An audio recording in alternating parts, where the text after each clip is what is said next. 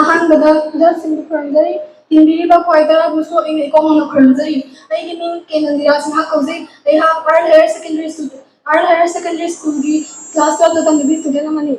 अइना ngasi खिजरगदिबा सरी ngasi की मिंगदी मणिपुर होजिकी मतमदा फजैदा इमा मैतै लेमा येंखी बदा फजबगी फजबा मक्ता नंगी चिंग पात तुरल संध्यागी मतमगी नोंजाबिना सल्लबा अतिया असंग फौनागी लबु मालंगबना हुंबदा इथक इपोम हौरिबा पाइबा उचेक्सिंग थापना तामना उरिबा लम्हा नुंगाइख्रबा इसिंग नुंशित येंखी बदा फजबगी फजबा मक्ता अदुबु अखोइगी अकोइबददी इनाक्तदी अवाबगी अवाबा मक्ता अकीबगी अकीबा मक्ता लेताबा तुजुंबा शांति लेतबा लेंगाक सासिंग अमसुंग खुनाइगी पुंसीगी मथक मखा ओलबा खंड प्रलय अदुबु हौजिक्ति प्रजागी अपुंबा खोला लारगले मानबली चिंग अमत्ता ओइना ओइबा इहौ हौरगले पेंदबगी कुइना ओंलगलबा मैगी चिंगना पुखाइरगले अदुबुने इमा ताबीनबा लेतबगुमना तौरी वाकतसिंग असी अतोंबिगी मचागुमना थोकली अपुंबा वारत की मनुंगसिदा मणिपुर अहिंसा की नीति तब पामजबनी ई ताब हिंसा की इहो पामजदबनी मिंगोंदा ओत्पा अवाबा पीबा येंबा ngomjadabani गांधी जी के सत्याग्रह की नीति तथाजबनी हौजिक्ति चिंगनाबा पोकले मसी पांगदबा मिगी खुलाई अमरा अदुगा खंगले मसी मदीमा इहो अमगी मथंगदा इहो अमगी मथंगदा इहो कयासी उरकपदा खंगले जाति असी खक्सिररोय चिरगलबा मतंदा लांथेंगनबा ngambagi haklaba pangal thainagi ipa ipuna macha singda piramba puari ki khudol hojiksu lairi maitei singi singida asengba icheli nacha singi senja thumja corruption ki masagi takhanbagi motnaba lamjat asidang thadokpa ngamlabadi onthokna fagadabani siba nairoi ima manipur siba nairoi nongmadi soidana urakani nahangna anauba senglaba ayukama loizare Mangdiling sinbiba oja ahumbo ini ko hana khunjari amadi ahanbada mangdiling sinbiba oja sing amadi isilinaw singbo ini ko hana khunjari aigi sedeng asina Manipur kaubi imao paliam nangbo nungsibi chingna koina pansaba sangbana ba pizol tholibi loktak na mingsel oiribi puksil tapi imao Bharat ki nongkok sidaida sajik thabagum ngalibi akan ba pokbi imani Birti Kendrajit Pokpini Tanggal Mizergi Pokna Phamni Thomna Phabi Pokpini Sati Kayagi Pokna Phamni Chingkhu Bagi Mamom Loi Moirang Thibiki Pokna Phamni Sati Kayagi Pokna Phamni Kaipok Thambalnugi Pokpamni Manipur Kaubi Imao Mani ka thagonari ba Paliam Nangbo Nungsibi Maliam Taibang Pandadi Taibang Mina Athoy Bani Tazai Do Athoy Ba Taibang Mina Mibo Nungside Akan bana ason babu phubire nakun bana laira babu tathibi achum babu aran bana namthanaba wanari maibuk phina kuptuna kayam na koina thamgani puran bagi tarani mapugi nongma phangba numita mapugi kutta tagani do huina macha chalaga mapu sike tawre do yumbu masa khanglaktre yumdang bana kaina ba phamba salaga hippa chali yongna mapu talakle haibado chumida ko imagi Miyok michan phajabi pija jat mijat khaidabi jat mijat khaidabi imagi tampak thaksida jat kayana khundari maitai kabui naga pangkhal jati kayana khundari nachagi nachangaktani achal mira naidana nakonbi do imana hattabasu mayawi nahak tasu thoklare nacha kaina maisakna milu napom ihobra napari tengtha khonjelna ima thamoi kaibra Paliam na haku ubada na pari na mom ay koy na yang mana ba yek na balamba pabada imay papada oizage nachagi nachari na mom chaurakle samu pangal oirakle imagi mitlu pirangdi sinthari do hojiksu nacha oiba ay koy na amata oibagi lingjenda punsin bagi thauna do pibiu do paliam na Manipur kaubi imao paliam nang bunungsibi mapok khudingda imagi na saigonda pokjage imagi seba phangjage nachari na mom aikhoina khubak tara lona duna imagi khuya da khurumjari thank you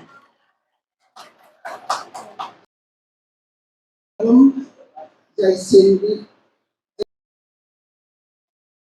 ꯑꯍꯥꯟꯕ ꯃꯛꯇꯗ ꯉꯁꯤꯒꯤ ꯊꯧꯔꯝ ꯑꯁꯤꯗ ꯂꯦꯡꯕꯤꯔꯛꯂꯤꯕ ꯑꯣꯖꯥ ꯂꯥꯏ ꯒꯨꯔꯨ ꯏꯆꯤꯜ ꯏꯅꯥꯎ ꯈ꯭ꯋꯥꯏꯈꯤꯕꯤꯛ ꯃꯌꯥꯝ ꯄꯨꯝꯅꯃꯛꯄꯨ ꯏꯀꯣꯛꯅꯅ ꯈꯨꯔꯨꯝꯖꯔꯤ ꯑꯩꯒꯤ ꯃꯤꯡ ꯑꯔꯥꯝꯕꯝ ꯌꯥꯏꯆꯤꯡꯕꯤ ꯑꯩꯍꯥꯛ ꯒꯨꯔꯨꯆꯔꯟ ꯌꯨꯅꯤꯚꯔꯁꯤꯇꯤꯗ ꯊꯥꯔꯠ ꯁꯦꯃꯤꯁꯇꯔ ꯇꯝꯂꯤꯕꯤ ꯃꯍꯩꯔꯣꯏ ꯑꯃꯅꯤ ꯑꯩꯒꯤ ꯁꯩꯔꯦꯡꯁꯤꯒꯤ ꯃꯤꯡꯅ ꯂꯝꯅꯨꯡꯁꯤ ꯂꯝꯅꯨꯡꯁꯤ ꯄꯨꯛꯅꯤꯡ ꯍꯨꯅ ꯐꯖꯔꯕ ꯃꯥꯂꯦꯝ ꯐꯝꯕꯥꯛꯀꯤ ꯕꯤꯟꯗꯨ ꯑꯃꯅꯤ ꯅꯪꯗꯤ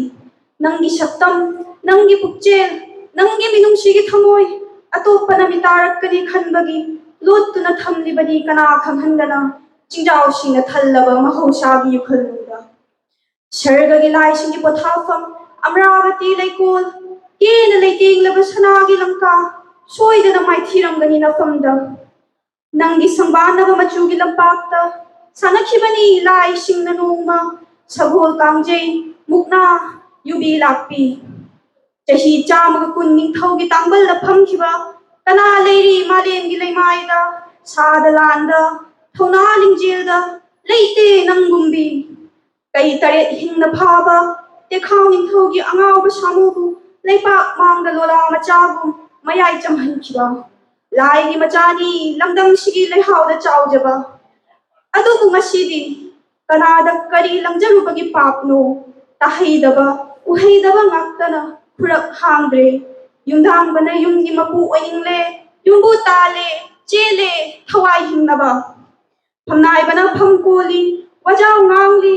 ꯃꯤꯁꯤ ꯃꯤꯅꯥꯒꯤ ꯃꯤꯀꯞ ꯃꯤꯔꯥꯎꯈꯣꯜꯒꯤ ꯀꯨꯝꯍꯩ ꯃꯃꯤꯠ ꯄꯦꯟꯅ ꯌꯦꯡꯂꯤ ꯂꯤꯂꯥ ꯄꯥꯝꯖꯕꯒꯤ ꯑꯃꯔꯣꯝꯗ ꯊꯃꯣꯏ ꯏꯔꯥꯡ ꯍꯧꯍꯟꯕ ꯑꯉꯛꯄ ꯄꯨꯡꯂꯣꯟꯗ ꯆꯣꯡꯂꯤ ꯌꯥꯎꯁꯪꯒꯤ ꯊꯥꯕꯜ ꯚꯣꯠ ꯀꯥꯕꯒꯤ ꯊꯥꯕꯜ ꯁꯥꯟꯅ ꯈꯣꯠꯅꯕꯒꯤ ꯊꯥꯕꯜ ꯂꯨꯍꯣꯡꯕꯒꯤ ꯊꯥꯕꯜ ꯆꯥꯛ ꯆꯥꯅꯕꯒꯤ ꯊꯥꯕꯜ ꯊꯧꯔꯝ ꯂꯣꯏꯕꯒꯤ ꯊꯥꯕꯜ ꯊꯦꯛꯀ ꯊꯦꯛ ꯅꯧꯒ ꯅꯧ ꯐꯖꯔꯦꯍꯦ ꯍꯥ ꯀꯕꯨꯏ ꯀꯩꯑꯣꯏꯕ ꯅꯅꯤꯡ ꯅꯃꯥꯡ ꯍꯨꯇ꯭ꯔꯣꯡ ꯍꯣ ꯅꯇꯨ ꯂꯩꯃ ꯀꯥꯡ ꯀꯣ ꯀꯅꯥꯗ ꯇꯦꯡꯊꯥꯔꯨꯒꯅꯤ ꯀꯗꯥꯏꯗ ꯆꯦꯟꯒꯅꯤ ꯀꯥꯏꯔꯕ ꯏꯒꯤ ꯄꯜꯗꯒꯤ ꯆꯦꯟꯊꯔꯛꯄ ꯏꯆꯦꯜꯗ ꯇꯥꯎꯊꯔꯛꯄ ꯌꯣꯡꯅꯥꯎꯁꯤꯡꯅ ꯃꯔꯥꯏꯕꯛ ꯂꯦꯞꯀꯗꯧꯔꯤ ꯉꯁꯤꯗꯤ ꯍꯌꯨꯝ ꯁꯤꯗꯕ ꯊꯥꯒꯠꯆꯔꯤ ꯃꯌꯥꯝꯗ ꯑꯍꯥꯟꯕ ꯃꯛꯇꯗ ꯗꯥꯏꯁꯀꯤ ꯐꯝꯐꯝ ꯂꯥꯡꯗ ꯂꯩꯇꯦꯡꯕꯤꯔꯤꯕ ꯖꯖꯦꯁꯁꯤꯡ ꯑꯃꯗꯤ ꯉꯁꯤꯒꯤ ꯄ꯭ꯔꯣꯒ꯭ꯔꯥꯝ ꯑꯁꯤꯕꯨ ꯃꯄꯨꯡ ꯐꯥꯍꯟꯒꯅꯤ ꯍꯥꯏꯅ ꯂꯦꯡꯕꯤꯔꯛꯂꯤꯕ ꯑꯣꯖꯥ ꯑꯍꯜ ꯂꯃꯟ ꯑꯃꯗꯤ ꯑꯩꯒꯤ ꯃꯔꯨꯞ ꯃꯄꯥꯡ ꯈ꯭ꯋꯥꯏ ꯄꯨꯝꯅꯃꯛꯄꯨ ꯑꯍꯥꯟꯕ ꯃꯛꯇꯗ ꯁꯥꯒꯄꯝ ꯁꯨꯔꯁꯅ ꯏꯀꯣꯛ ꯅꯣꯟꯗꯨꯅ ꯈꯨꯔꯨꯝꯖꯩ ꯑꯩꯍꯥꯛ ꯍꯧꯖꯤꯛ ꯒꯨꯔꯨꯆꯔꯟ ꯌꯨꯅꯤꯚꯔꯁꯤꯇꯤꯗ ꯀ꯭ꯂꯥꯁ 12ꯇ ꯇꯝꯂꯤꯕ ꯃꯍꯩꯔꯣꯏ ꯑꯃꯅꯤ ꯑꯁꯤ ꯑꯩꯅ ꯃꯌꯥꯝꯒꯤ ꯃꯃꯥꯡꯗ ꯇꯥꯛꯊꯣꯛꯆꯒꯗꯧꯔꯤꯕ ꯁꯩꯔꯦꯡ ꯑꯁꯤꯒꯤ ꯃꯤꯡ ꯏꯃꯥꯒꯤꯗꯃꯛ ꯈꯜꯂꯝꯃꯤ ꯁꯥꯒꯠꯂꯝꯃꯤ ꯋꯥꯈꯜ ꯀꯌꯥ ꯏꯔꯩꯆꯥ ꯈꯨꯗꯤꯡꯅ ꯏꯃꯥꯒꯤꯗꯃꯛ ꯅꯤꯡꯊꯝ ꯀꯥꯂꯦꯟ ꯆꯩꯅꯥ ꯈꯥꯡ ꯊꯤꯖꯈꯤ ꯏꯃꯥꯕꯨ ꯃꯐꯝ ꯈꯨꯗꯤꯡ ꯍꯪꯖꯔꯨꯏ ꯅꯣꯟꯖꯩ ꯋꯥꯍꯩꯅ ꯏꯀꯥꯏꯕ ꯀꯌꯥꯕꯨ ꯇꯨꯡꯑꯣꯏꯅꯔꯒ ꯐꯝꯅꯥꯏꯕ ꯀꯌꯥꯒꯤ ꯃꯐꯝꯗ ꯑꯗꯨꯕꯨ ꯂꯣꯠꯂꯝꯃꯦ ꯏꯃꯥꯗꯤ ꯆꯦꯠꯅ ꯀꯅꯥ ꯎꯍꯟꯗ ꯇꯥꯕꯨꯅꯨꯡꯗ ꯇꯝꯊꯤꯔꯕ ꯑꯀꯟꯕ ꯅꯣꯡꯂꯩꯅ ꯂꯥꯞꯅ ꯍꯨꯝꯗꯣꯛꯈꯤꯅꯤ ꯃꯇꯥꯒꯨꯝ ꯃꯃꯥ ꯅꯤꯡꯕ ꯃꯆꯥ ꯀꯌꯥꯒꯤ ꯃꯤꯀꯧꯗ ꯈꯥꯡꯕ ꯉꯝꯗ꯭ꯔ ꯃꯥꯔꯦ ꯏꯃꯥꯁꯦ ꯊꯣꯡꯂꯣꯟ ꯀꯌꯥꯕꯨ ꯅꯝꯈꯥꯏꯗꯨꯅ ꯆꯦꯟꯊꯔꯛꯂꯦ ꯉꯁꯤꯗꯤ ꯑꯇꯠꯄ ꯂꯩꯇꯅ ꯇꯨꯔꯦꯜꯒꯤ ꯆꯦꯜꯒ ꯏꯔꯣꯏꯅꯅ ꯀꯨꯝꯖꯥ ꯀꯌꯥ ꯃꯥꯡꯂꯨꯔꯕ ꯏꯃꯥꯒꯤ ꯅꯤꯡꯊꯤꯕ ꯁꯛꯇꯝꯕꯨ ꯎꯔꯒ ꯆꯥꯎꯊꯣꯛꯆꯩ ꯉꯁꯤꯗꯤ ꯏꯔꯩꯆꯥ ꯈꯨꯗꯤꯡꯅ ꯊꯝꯂꯒꯦ ꯆꯦꯛꯁꯤꯟꯅ ꯏꯃꯥꯕꯨ ꯐꯤꯖꯤꯗ ꯆꯦꯠꯅ ꯄꯨꯟꯗꯨꯅ ꯃꯥꯡꯈꯤꯗꯅꯕ ꯑꯃꯨꯛ ꯍꯟꯅ ꯃꯇꯝ ꯀꯨꯏꯅꯗꯒꯤ ꯉꯥꯏꯖꯔꯛꯄ ꯑꯩꯈꯣꯏ ꯏꯔꯩꯆꯥ ꯈꯨꯗꯤꯡꯃꯛꯀꯤ ꯅꯨꯡꯁꯤꯔꯕ ꯃꯩꯇꯩ ꯌꯦꯛꯅꯤ ꯁꯅꯥ ꯂꯨꯄꯥ ꯃꯅꯤ ꯃꯨꯛꯇꯥꯗꯒꯤꯁꯨ ꯍꯦꯟꯅ ꯃꯃꯜ ꯂꯩꯔꯕ ꯃꯩꯇꯩ ꯌꯦꯛꯅꯤ ꯃꯩꯇꯩ ꯌꯦꯛ ꯉꯝꯂꯣꯏ ꯃꯨꯟꯈꯤꯕ ꯀꯅꯥꯅꯁꯨ ꯅꯨꯡꯁꯤꯔꯕ ꯑꯩꯈꯣꯏꯒꯤ ꯃꯩꯇꯩ ꯌꯦꯛꯅꯤ ꯅꯨꯡꯁꯤꯕ ꯑꯩꯈꯣꯏꯒꯤ ꯌꯦꯛꯅꯤ ꯊꯦꯡꯛ ꯌꯨ ꯃꯌꯥꯝ ꯑꯃꯨꯛꯀ ꯍꯟꯅ ꯈꯨꯔꯨꯝꯖꯔꯤ ꯃꯌꯥꯝꯁꯨ 12 ꯁ꯭ꯇꯦꯟꯗꯔꯗꯅ ꯌꯨꯅꯤꯚꯔꯁꯤꯇꯤꯗ ꯇꯝꯕ 6 ꯁꯦꯃꯦꯁꯇꯔ ꯇꯝꯕꯁꯤꯡꯗ ꯑꯃꯨꯛꯀꯣ ꯍꯥꯏꯗꯤ ꯑꯉꯥꯡ ꯑꯃ ꯁꯥꯇ꯭ꯔ ꯑꯃ ꯍꯥꯏꯗꯤ ꯑꯩꯒꯤ ꯃꯤꯡ ꯑꯇꯣꯏꯕꯝ ꯆꯥꯂꯦꯝꯕ ꯁꯤꯡꯍ ꯑꯩꯅ ꯁꯩꯔꯦꯡ ꯑꯃ ꯂꯥꯟꯊꯣꯛꯆꯒꯅꯤ ꯑꯩꯒꯤ ꯁꯩꯔꯦꯡ ꯑꯁꯤꯒꯤ ꯃꯤꯡ ꯑꯩꯒꯤ ꯄꯂꯦꯝ ꯏꯃꯥ ꯂꯥꯟꯊꯣꯛꯆꯔꯤ ꯑꯩꯒꯤ ꯁꯩꯔꯦꯡ ꯑꯩꯒꯤ ꯄꯂꯦꯝ ꯏꯃꯥ ꯑꯩꯕꯨ ꯇꯥꯏꯕꯪ ꯃꯪꯐꯥꯎꯅꯍꯟꯕꯤꯕ ꯃꯥꯂꯦꯝꯒꯤ ꯐꯖꯕꯕꯨ ꯎꯍꯟꯕꯤꯕ ꯄꯂꯦꯝ ꯅꯪꯕꯨ ꯅꯨꯡꯁꯤꯕꯤ ꯑꯣ ꯏꯃꯥ ꯄꯨꯛꯐꯕꯤ ꯏꯃꯥꯒꯤ ꯃꯤꯅꯨꯡꯁꯤꯗꯤ ꯀꯥꯎꯖꯔꯣꯏ ꯑꯋꯥꯕꯇꯅ ꯃꯁꯔꯨꯛ ꯑꯣꯏꯖꯔꯛꯂꯕꯤ ꯃꯆꯥꯒꯤꯇ ꯈꯟꯕꯗ ꯋꯥꯖꯔꯛꯂꯕꯤ ꯂꯥꯏꯔ ꯀꯣꯜꯒꯤ ꯂꯥꯏꯔꯦꯝꯕꯤꯅꯤ ꯏꯃꯥꯗꯣ ꯑꯩꯒꯤ ꯏꯃꯥꯗꯤ ꯑꯇꯥꯡꯕꯤꯅꯤ ꯏꯃꯥꯒꯤ ꯅꯨꯡꯁꯤꯕ ꯃꯤꯅꯣꯛꯁꯦ ꯄꯨꯟꯁꯤꯒꯤ ꯌꯦꯡꯕ ꯐꯪꯖꯒꯦ ꯁꯩꯊꯥ ꯁꯩꯔꯣꯜꯁꯨ ꯂꯩꯔꯔꯣꯏ Imagi lamandi singamloy, imagi gultana hilani, changdam ningai leitraba, ishorni, aigi palim imadi, mapo khudingi, tengnajagi, ima oina nachagi, soikiba, lankiba su ngakpiyu, ngakpi heibini imadi ishorni, taunagi irik hapiyu, imagi laman singam jage, ishorni, aigidi palim imana, kurumjari, ima nachana. Thank you all. Matang Taruk Subada, Gurucharan University. ꯑꯍꯥꯟꯕ ꯃꯛꯇꯗ ꯗꯥꯏꯁꯇ ꯂꯩꯇꯦꯡꯕꯤꯔꯤꯕ ꯑꯣꯖꯥ ꯒꯨꯔꯨ ꯃꯥꯡꯗ ꯂꯦꯡꯁꯤꯟꯕꯤꯔꯤꯕ ꯑꯍꯜ ꯂꯃꯟ ꯃꯔꯨꯞ ꯃꯄꯥꯡꯁꯤꯡꯕꯨ ꯑꯩꯍꯥꯛꯅ ꯏꯀꯣꯛꯅꯣꯟꯅ ꯈꯨꯔꯨꯝꯖꯕꯒ ꯂꯣꯏꯅꯅ ꯏꯀꯥꯏꯈꯨꯝꯅꯕ ꯎꯠꯆꯔꯤ ꯑꯩꯍꯥꯛ ꯔꯦꯕꯤꯇꯥ Singh ꯒꯨꯔꯨꯆꯔꯟ university HS ꯁꯦꯀꯦꯟ ꯏꯌꯔꯗ ꯑꯥꯔꯠꯁ ꯂꯧꯖꯗꯨꯅ ꯇꯝꯖꯔꯤꯕꯤ ꯃꯍꯩꯔꯣꯏ ꯑꯃꯅꯤ ꯑꯩꯍꯥꯛꯅ ꯉꯁꯤ ꯊꯤꯖꯒꯗꯧꯔꯤꯕ ꯁꯩꯔꯦꯡ ꯑꯁꯤ ꯃꯩꯇꯩ ꯏꯃꯥ ꯁꯥꯍꯤꯇ꯭ꯌ ꯀꯨꯝꯖꯥ ꯀꯌꯥꯒꯤ ꯇꯨꯡꯗ ꯃꯌꯣꯜ ꯆꯣꯡꯈꯠꯂꯛꯂꯦ ꯏꯃꯥ ꯁꯥꯍꯤꯇ꯭ꯌ ꯃꯩꯇꯩꯂꯣꯟ ꯃꯩꯇꯩ ꯁꯥꯍꯤꯇ꯭ꯌ ꯑꯄꯣꯛꯄꯤ ꯕꯪꯂꯥ ꯁꯪꯁꯀ꯭ꯔꯤꯠꯅ ꯅꯝꯍꯜꯂꯨꯔꯕꯤ ꯆꯍꯤ ꯆꯅꯤ ꯌꯥꯍꯤꯞ ꯇꯥꯜꯂꯨꯔꯕꯤ ꯏꯃꯥ ꯃꯩꯇꯩ ꯆꯅꯨ ꯌꯥꯍꯧ ꯊꯦꯡꯕꯤ ꯂꯩꯔꯥꯡꯕꯤ ꯁꯤꯡꯒꯥꯔꯩꯒꯨꯝꯂꯕꯤ ꯃꯌꯦꯡ ꯇꯥꯗꯦꯗꯣ ꯂꯩꯍꯥꯎꯗꯒꯤꯁꯨ ꯍꯨꯝꯂꯛꯂꯤ ꯂꯩꯅꯝ ꯃꯥꯂꯦꯝ ꯄꯨꯝꯕ ꯊꯣꯛꯂꯛꯂꯦ ꯈꯨꯏ ꯅꯆꯥꯁꯤꯡꯒꯤ ꯀꯥꯟꯆꯤꯄꯨꯔꯒꯤ ꯆꯦꯛꯂꯥ ꯀꯕꯤ ꯀꯃꯜꯒꯤ ꯈꯨꯏ ꯈ꯭ꯋꯥꯏꯔꯥꯛꯐꯝ ꯆꯥꯎꯕꯒꯤ ꯁꯩꯔꯦꯡ ꯍꯤꯖꯝ ꯒꯨꯅꯣꯒꯤ ꯀꯜꯄꯅꯥ ꯁꯣꯅꯔꯤ ꯃꯤꯖꯥꯇꯤꯅ ꯁꯥꯍꯤꯇ꯭ꯌ ꯅꯪꯇꯕꯨ ꯑꯋꯥꯠꯄ ꯂꯩꯇꯦꯗꯣ ꯃꯩꯇꯩ ꯁꯥꯍꯤꯇ꯭ꯌꯒꯤ ꯊꯧꯕꯨꯔꯣꯏ ꯂꯦꯡꯁꯤꯟꯂꯛꯂꯦ ꯃꯩꯇꯩ ꯆꯅꯨ ꯃꯩꯇꯩ ꯁꯥꯍꯤꯇ꯭ꯌꯒꯤ ꯈꯨꯌꯥꯈꯥꯗ ꯊꯣꯛꯂꯛꯂꯦ ꯏꯃꯥꯒꯤ ꯅꯆꯥ ꯀꯌꯥ ꯀꯌꯥ ꯄꯨꯟꯁꯤꯟꯗꯨꯅ ꯂꯩ ꯄꯔꯦꯡꯒꯨꯝ ꯁꯦꯝꯂꯛꯂꯤ ꯀꯨꯟꯖꯕꯣꯟꯒꯤ ꯂꯩꯀꯣꯜꯒꯨꯝ ꯀꯨꯝꯖꯥ ꯀꯌꯥꯅ ꯊꯩꯗꯨꯅ ꯊꯝꯂꯨꯔꯒ ꯇꯨꯡ ꯆꯍꯤ ꯆꯅꯤ ꯇꯥꯔꯨꯔꯕꯤ ꯑꯄꯣꯛꯄꯤ ꯁꯥꯍꯤꯇ꯭ꯌ ꯏꯃꯥ ꯃꯌꯣꯜ ꯆꯣꯡꯈꯠꯂꯛꯂꯦ ꯅꯧꯅ ꯑꯃꯨꯛ ꯃꯩꯇꯩ ꯏꯃꯥ ꯁꯥꯍꯤꯇ꯭ꯌ ꯄꯣꯛꯄꯤ ꯁꯣꯅꯔꯤ ꯉꯁꯤꯁꯨ ꯅꯆꯥꯁꯤꯡꯅ ꯃꯩꯇꯩ ꯁꯥꯍꯤꯇ꯭ꯌ ꯑꯊꯣꯏꯕꯤ ꯁꯥꯍꯤꯇ꯭ꯌ ꯏꯃꯥ ꯂꯥꯏꯔꯦꯝꯕꯤ ꯃꯩꯇꯩ ꯆꯅꯨ ꯑꯊꯣꯏꯕꯤ ꯊꯥꯒꯠꯆꯔꯤ Ayat Subada Laise, Police Sharon, ꯑꯍꯥꯟꯕ ꯃꯛꯇꯗ ꯑꯩꯒꯤ ꯃꯃꯥꯡꯗ ꯂꯦꯡꯁꯤꯟꯗꯨꯅ ꯂꯩꯔꯤꯕ ꯖꯁ ꯑꯍꯨꯝꯕꯨ ꯅꯟꯗꯤꯇꯥ ꯐꯨꯔꯁꯥꯕꯝꯒꯤ ꯃꯃꯥꯡꯗ ꯏꯀꯣꯛꯅꯣꯝꯅ ꯈꯨꯔꯨꯝꯖꯔꯤ ꯑꯃꯁꯨꯡ ꯑꯩꯒꯤ ꯃꯥꯡꯗ ꯂꯦꯡꯁꯤꯟꯗꯨꯅ ꯂꯩꯔꯤꯕ ꯏꯆꯤꯜ ꯏꯅꯥꯎꯁꯤꯡꯕꯨꯁꯨ ꯅꯟꯗꯤꯇꯥ ꯐꯨꯔꯁꯥꯕꯝꯒꯤ ꯃꯥꯏꯀꯩꯗꯒꯤ ꯇꯔꯥꯝꯅ ꯈꯨꯔꯨꯝꯖꯔꯤ ꯑꯩꯅ ꯉꯁꯤ ꯊꯤꯖꯒꯗꯧꯔꯤꯕ ꯁꯩꯔꯦꯡ ꯑꯁꯤꯒꯤ ꯃꯤꯡꯅ ꯃꯅꯤꯄꯨꯔꯤ ꯂꯣꯟ ꯑꯃꯁꯨꯡ ꯁꯥꯍꯤꯇ꯭ꯌ ꯁꯩꯔꯦꯡ ꯑꯁꯤ ꯐꯨꯔꯁꯥꯕꯝ ꯅꯟꯗꯤꯇꯥ ꯃꯁꯥꯃꯛꯅ ꯏꯖꯔꯛꯄꯅꯤ ꯆꯤꯡꯒꯤ ꯂꯝꯗꯝꯅꯤꯗꯣ ꯂꯝꯗꯝ ꯑꯁꯤꯗꯤ ꯑꯋꯥꯡ ꯅꯣꯡꯄꯣꯛꯇ ꯃꯗꯣꯝ ꯉꯥꯟꯖꯩꯗꯣ ꯍꯦꯟꯖꯩ ꯃꯗꯣꯝ ꯍꯦꯟꯖꯕꯤ ꯉꯥꯟꯖꯩ ꯃꯗꯣꯝ ꯉꯥꯟꯖꯕꯤ ꯆꯤꯡꯗ ꯌꯦꯡꯉꯤ ꯃꯅꯤꯡꯊꯤ ꯇꯝꯗ ꯌꯦꯡꯉꯤ ꯃꯐꯖꯩ ꯌꯦꯡꯉꯨ ꯌꯦꯡꯉꯨꯕ ꯃꯥꯏꯒꯩꯗ ꯐꯖꯕꯒꯤ ꯏꯄꯣꯝꯅꯤ ꯑꯗꯨꯕꯨ ꯐꯖꯕꯅ ꯄꯂꯣꯟ ꯊꯦꯡꯂꯕ ꯂꯩꯕꯥꯛ ꯑꯁꯤꯒꯤ ꯃꯅꯨꯡꯗ ꯂꯩꯔꯤꯗꯣ ꯍꯦꯟꯗꯣꯛ ꯊꯣꯏꯗꯣꯛꯅ ꯊꯣꯏꯔꯕ ꯏꯔꯩꯄꯥꯛ ꯂꯝꯗꯝ ꯑꯁꯤꯒꯤ ꯂꯣꯟ ꯅꯥꯠ ꯁꯥꯍꯤꯇ꯭ꯌꯅꯆꯤꯡꯕ ꯈꯪꯕꯤꯔꯝꯗꯦ ꯎꯕꯤꯔꯝꯗꯦ ꯆꯍꯤ ꯀꯌꯥꯃꯔꯣꯝ ꯊꯝꯕꯤꯈꯤ ꯃꯤꯇꯣꯞꯀꯤ ꯆꯠꯅꯕꯤꯅ ꯈꯨꯝꯖꯟꯗꯨꯅ ꯐꯖꯔꯕ ꯂꯟ ꯆꯦꯟꯂꯕ ꯏꯃꯥꯔꯣꯟ ꯑꯁꯤꯕꯨ ꯃꯝꯗꯨꯅ ꯂꯩꯔꯝꯃꯤ ꯅꯣꯡꯐꯩ ꯃꯌꯥꯝꯅ ꯈꯨꯝꯖꯤꯟꯗꯨꯅ ꯐꯨꯗꯣꯛꯄ ꯉꯝꯈꯤꯗꯦ ꯁꯅꯥ ꯂꯝꯗꯝ ꯑꯁꯤꯒꯤ ꯃꯁꯦꯛ ꯃꯉꯥꯜ ꯀꯌꯥ ꯑꯗꯨꯕꯨ ꯍꯧꯒꯠꯂꯛꯄ ꯀꯨꯟꯁꯨꯕ ꯆꯍꯤ ꯆꯥꯗ ꯐꯪꯂꯔꯦ ꯅꯨꯃꯤꯠꯀꯤ ꯃꯁꯦꯛ ꯃꯉꯥꯜ ꯊꯧꯖꯥꯟꯈ꯭ꯔꯤ ꯏꯁꯣꯔ ꯃꯍꯥꯛꯅ ꯀꯣꯔꯧꯒꯤ ꯃꯁꯦꯛ ꯃꯉꯥꯜ ꯐꯪꯂꯒ ꯇꯦꯛꯈꯠꯂꯛꯄꯒꯨꯝ ꯂꯩꯔꯥꯡꯅ ꯇꯦꯛꯈꯠꯂꯛꯂꯦ ꯏꯃꯥꯔꯣꯜ ꯑꯃꯁꯨꯡ ꯃꯅꯤꯄꯨꯔꯤ ꯂꯣꯟ ꯁꯥꯍꯤꯇ꯭ꯌꯅ ꯍꯧꯅ ꯅꯠꯇꯦ ꯏꯁꯣꯔ ꯃꯍꯥꯛꯀꯤ ꯊꯧꯖꯥꯜ ꯌꯥꯎꯔꯤꯕꯅꯤ ꯑꯊꯧꯕ ꯃꯤꯊꯣꯏ ꯃꯤꯍꯦꯟꯁꯤꯡ ꯀꯕꯤ ꯀꯌꯥꯒꯤ ꯀꯠꯊꯣꯛꯄ ꯃꯈꯣꯏꯒꯤ ꯍꯣꯠꯅꯖꯃꯜ ꯍꯟꯅ ꯍꯟꯅ ꯊꯥꯒꯠꯆꯩ ꯍꯟꯅ ꯍꯟꯅ ꯈꯨꯔꯨꯝꯖꯩ ꯇꯨꯡꯒꯤ ꯌꯨꯝꯕꯤꯔꯦꯟꯒꯤꯗꯃꯛꯇ ꯇꯧꯕꯤꯔꯝꯕ ꯉꯁꯤꯗꯤ ꯅꯤꯡꯇꯝꯅ ꯉꯥꯡꯂꯦꯗꯣ ꯁꯛꯂꯦꯗꯣ ꯄꯥꯛꯅ ꯉꯥꯟꯊꯣꯏꯅ ꯂꯩꯔꯦꯗꯣ ꯍꯥꯏꯔꯔꯣꯏ ꯀꯅꯥꯅꯁꯨ ꯂꯩꯖꯗꯦ ꯃꯅꯤꯄꯨꯔꯤ ꯁꯥꯍꯤꯇ꯭ꯌ ꯊꯣꯔꯛꯂꯦ ꯃꯩꯇꯩ ꯃꯆꯥ ꯀꯌా ꯇꯧꯔꯔꯦ ꯏꯃꯥꯔꯣꯟꯒꯤ ꯁꯦꯕꯥ ꯑꯀꯤꯕꯁꯨ ꯂꯩꯗꯣ ꯈꯨꯝꯖꯤꯟꯈꯤꯗ꯭ꯔ ꯑꯃꯨꯛ ꯅꯣꯡꯂꯩ ꯃꯄꯩꯁꯤꯡꯅ ꯆꯠꯊꯔꯛꯂꯤꯕ ꯖꯥꯇꯤ ꯑꯅꯤꯒꯤ ꯃꯔꯛꯇ ꯂꯩꯔꯤꯕ ꯅꯨꯡꯉꯥꯏꯇꯕꯁꯤꯡ ꯑꯁꯤꯅ ꯄꯨꯟꯁꯤꯒꯤ ꯁꯅꯨ ꯍꯥꯞꯈꯤꯁꯤ ꯊꯧꯅꯥ ꯑꯣꯏꯁꯤ ꯑꯃꯅ ꯑꯃꯒꯤ ꯊꯧꯅꯥ ꯃꯃꯤ ꯁꯥꯝꯊꯍꯜꯂꯨꯏꯁꯤ ꯏꯃꯥꯔꯣꯟꯅ ꯑꯃꯨꯛ ꯍꯟꯅ ꯄꯨꯟꯁꯤ ꯁꯅꯨ ꯏꯃꯥꯔꯣꯟ ꯆꯍꯤ ꯀꯣꯇꯤ ꯀꯌా ꯄꯨꯔꯛꯈꯤꯁꯅꯨ ꯃꯉꯥꯜ ꯊꯝꯂꯝꯈꯤꯁꯅꯨ ꯃꯥꯂꯦꯝꯒꯤ ꯑꯋꯥꯡꯕ ꯊꯥꯛꯇ ꯃꯅꯤꯄꯨꯔꯤ ꯂꯣꯟ ꯑꯃꯁꯨꯡ ꯁꯥꯍꯤꯇ꯭ꯌ Thank you. Matang asida loijar.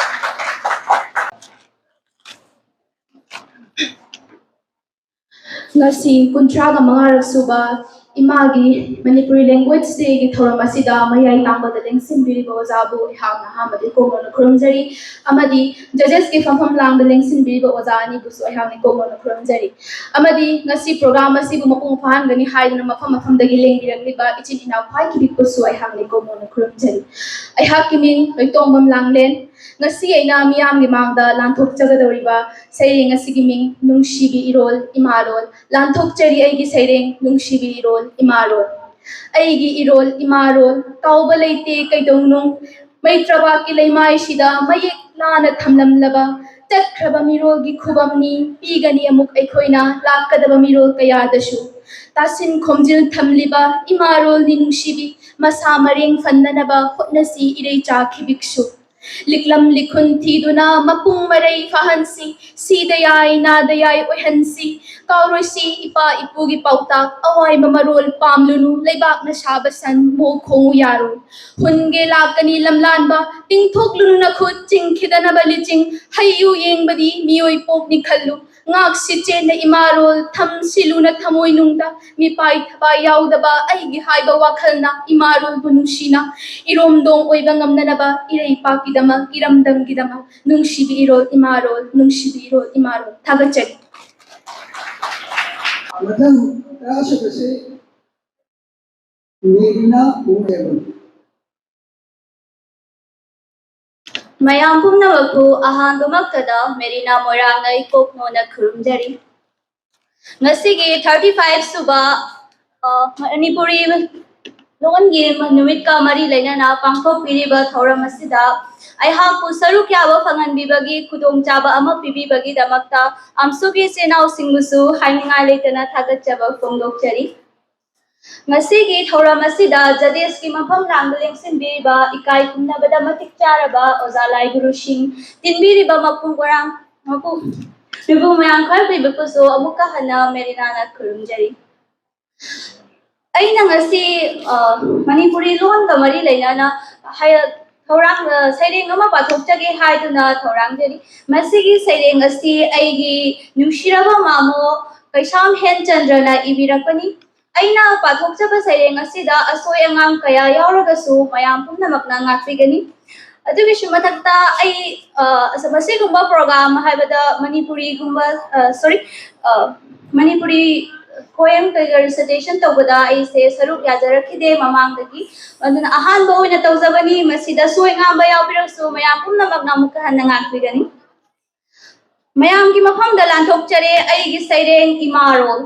malem leimagum akhang kan bi palemna panthogi nungsi khudol bu khoiji khoika nungda naupuduna ai gi saktam bu uning na ngai ringai ai na taibang da khomdoi hulak ngai malem leimaga tai na ngai honge hai na temtha na oiduna kapkhibado ai gi nungsiba imarol ni mamal naidraba taibang da imagi nushi thogalda aina sakli imagi koroi ima nangna tambiba phazaba lon sida tambiba na helaba tamjaba na walaba aigi sei saksida imagi koroi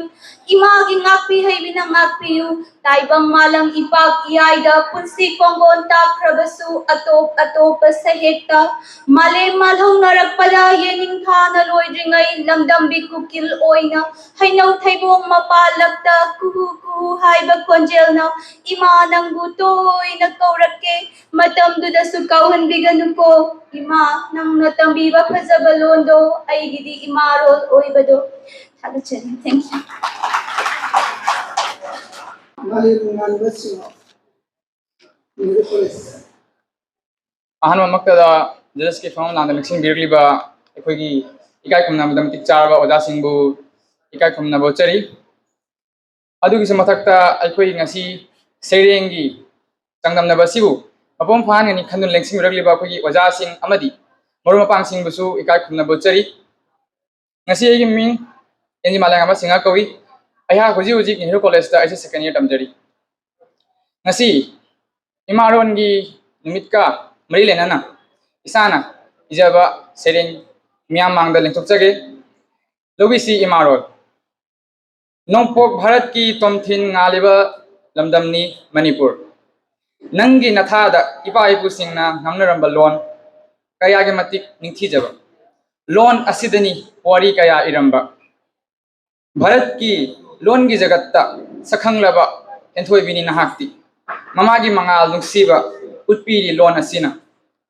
Turial gi laijagum chenthari arepa leitana pena khungjom gi talda saglag lone imao lai harauba raslilada. Imagi khongthang khuding injage nachana eigi imagi role punsigi mani ima nangna punamakni. Karamna kawani Englishing amaga champan gam kotrani thoigi August ki tangpun mit thana ngali makhai ningsing lani mite khogi thamoida chawa kamal angang hal aikhoigi lamyan ba kabini makhoina semba sahitya gi lekolda mangal thogna laisa tamjare ngasi angak pani do nangi natik nagun laibak faida aikhoi se nangbu ima oina phangjaba mapok khudingda nangbu ima oina phangjaba modon kanagi laibak tabu tamliba thawai polang lei makhai sunjage imabu imaro thagachari. Ahan maktada maya pumnamak kokno na ikai khumna bochari amadi dai selection biriba oja lai guru singbu aihangna ikai khumna bochari. Aigi ming Nusrat Jahan. Ai R Higher Secondary School la first year tamjari. Ngasi aina ijarakliba sereng asigi ming Kokil. Soiki balan ki beka yarakbasu mayamna ngakpiu. Kokil. Ita Kokil, nangbu kadaida laibano. Nangi khoithumnaraba khonjil tabada aigi tangawnaraba thamoy asi langtakna halli. Nangna thabalgi ahingda pokri mapan gi laihau makhongda famduna khongbada choktharaba aihak ki punsi asi nauhaunana tekhat halli. Ningba kairaba punsi gi khongchet asida ita nangna asagi kiran amagum thabalgi ahing asida pena khonglibon. Ita nangi uchek mayamgi manungda athoibani. Ita Kokil, nangbu kailemda laibano. Nahaki khoithumnaraba khonjel tadabada aidi angawbugum oire.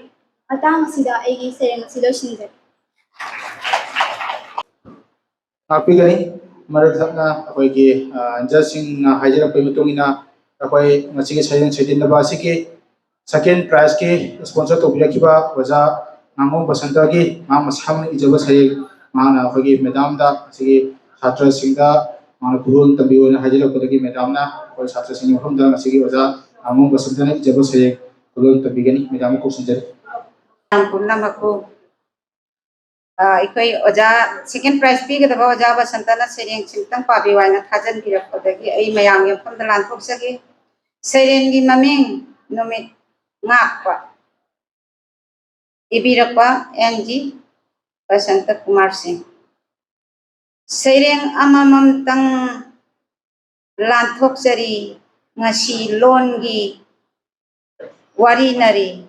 aikoi khujeng paloinana ning pukchel chauna wasak ama lominasi imalon bu kanminasi imalon bu nungsi daba madu lawsi jeknabani makhoidu nachani hairaga masagi thaudangdi kairaga kari kanagani hairubagi longi nomit ngakrubagi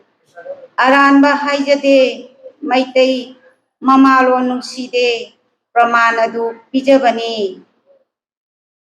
naharona sinbibani pumnamakko khurumjar.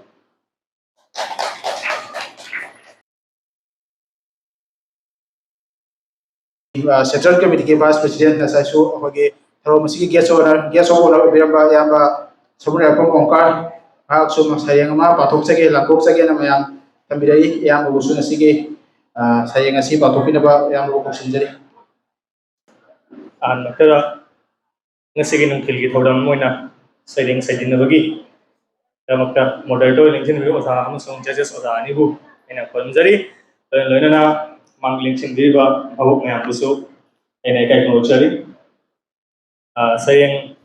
इबदी कया अखोई हैजब नते अदु ओरगसु तुम हवाई यावजबगी मयाम पुनो थीबसिदा ऐसु मरक मरक सैरें खर इजरोनी ऐ अयाम हिंदी दे इ अदु सै मैते लोनसु अमन खक अदुम इखि अयामा थीजगे मयाम अराना होई आवसु अपिगनी ऐगी सैरें असिगी मिंगना मतंगी मियोइबो मयाम थीजगे माइकई पुनमक्तगी मई होरकले अतियादा मैरी ने कोई पाई पाई मंगलब मैखुना मंगाल को पुखरे मालेमदगी मिनुंसी मंगलती मीना मीबु सेमलगा करीगी अमु यंखीनबा असिउ मियोइबगी लमचक्रा कदोमदनो मालेम असिना खोंदारी बसे असिरा कलिजु खाइबदो यकाइरो हे मियोइबा मालेम इमाना यकाइरोल सकलकले हौगतलो हे अथौबा मालेमदगी मिनुंसीबु कंजहोरो चरी आपलो कोना कंजरी मचा लेब्रने लई लई हाइदोकनिंगे मिमांगदा प्रजा मयामबु नुंसीदबा सासन पाइसिनबा फमनाइबसिंग लेब्रने लई लई हाइदोकनिंगे मिमांगदा मजातिगिनी मजातिगिनी दी हाइरगा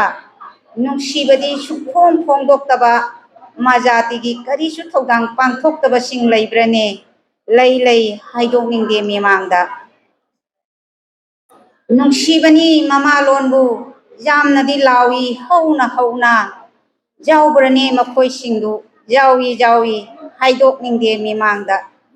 मथौदांगी सुपांग पांथोक्तबा वासकपददी सुलोय लोयदबा फमनाइबसिंग जाउब्रने जावी हाइदोकनिंगे मिमांगदा फमजाउदी चेतन कोलगा वजाउदी पहांग तंगांगबा फमनाइबसिंग लेब्रने लई लई हाइदोकनिंगे मिमांगदा हौफमदी खंगयदबा इतिहासदी पांगित इबा लेब्रने लई लई हाइदोकनिंगे मिमांगदा शांति ओइरे पंहाइदा हाय शांति दी सुंगलई लेते लांदी सुंगलोय लोइसिंदे हमनाइबसिंगदो जाउब्रने जावी हाइदोकनिंगे मिमांगदा ममागी फिजी चिंथोक्लफाव जेंगदुना लेरिबसिंगदो कना कनानो खंगलब्रा लेपाक मचा सा खंगी कैसान ओनखबा मचा सिंगदुनी ममा नुंसीबा मसक खंद्रबा हमनाइबसिंगदुनी पुमनमकु थागचरी